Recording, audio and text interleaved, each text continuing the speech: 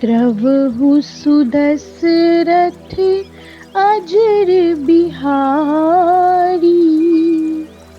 जो मंगल करने वाले और अमंगल को दूर करने वाले हैं, वो दशरथ नंदन श्री राम हैं। वो मुझ पर अपनी कृपा करें। जय श्री राम। सद्भाव रामायण अयोध्या कांड अध्याय 25। पिता की विदाई। कौशल्या के भवन में से राम, लक्ष्मण और सीता सीधे कैकई भवन गए। सुमंत जी ने दशरथ जी को जगाकर कहा, महीपति श्री राम पधारे हैं। दशरथ जी जगे।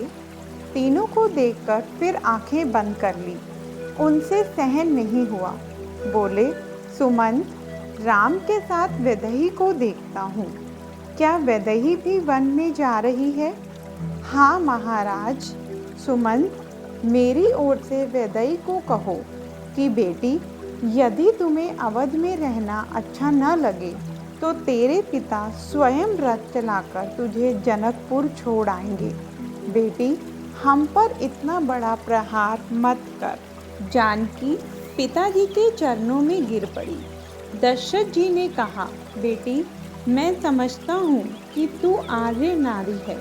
हम पर दया कर, हमें अनाथ मत बना। जानकी, मैं अपनी पुत्रवधू का वन में जाना सहन न कर सकूँगा। तेरे विद्वान पिता के संग में रहने से राम विरह तुझे सहन करने की शक्ति मिलेगी। और जब तू ऐसा कहेगी कि बापूजी, जनकपुर में अब मुझे अच्छा नहीं लगता, तब बेटी मैं तुझे अवध वापस ले आऊँगा। बेटी, मुझ पर दया कर। सीता जी बहुत रो रही हैं। कहती हैं, पिताजी ऐसा न बोलिए। मैं घर पर रहूं तो मुझे दोष लगे, यह सवाल गौण है। पर पिताजी, संसार की स्त्रियां पतिव्रत्य धर्म नहीं पालेंगी। ऐसा वे कहेंगी कि सीता सुख में पति के साथ रही पर दुख में साथ नहीं दिया। पिताजी, यह मेरा दुर्भाग्य है कि जब सेवा करने का समय आया तब दैव मुझे वन में भेजते हैं। दशरथ जी ने लक्ष्मण जी के साथ दृष्टि की। राम जी के सामने देखा। राम को अवध में रहने के लिए बहुत समझाया पर सफलता नहीं मिली। तब राम का हाथ पकड़कर बोले, राघव, वशिष्ठ महाराज के साथ बैठकर रोज सत्संग करता था। तब महाराज कहते थे कि आदमी जैसा कर्म करे वैसा फल भुगते। करई जो कर्म पाव फल सोई। मेरा भी यही प्रश्न है, अपराध किसी का और फल कोई दूसरा भुगते।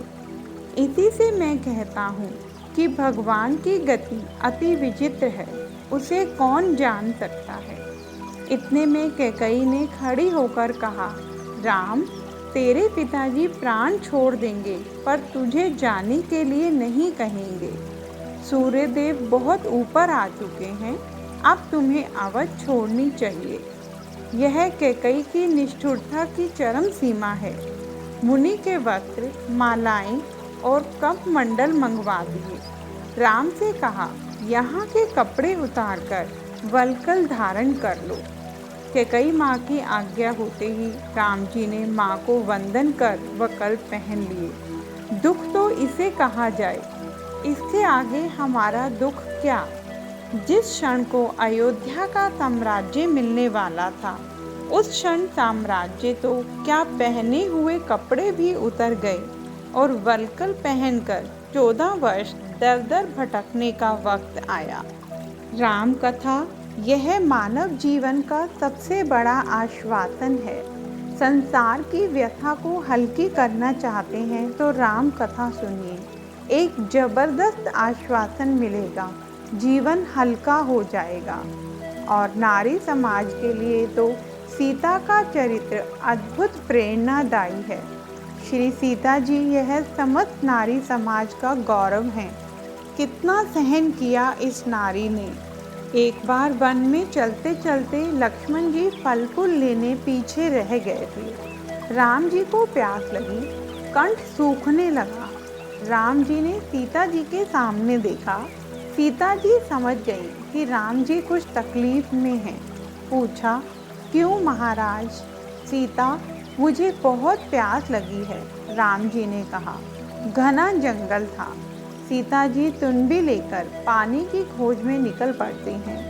क्या जनक पुत्री ने कभी पानी भरा होगा? एक सूखी नदी के ऊंचे घाट पर से सीता जी धीरे धीरे नीचे उतरी।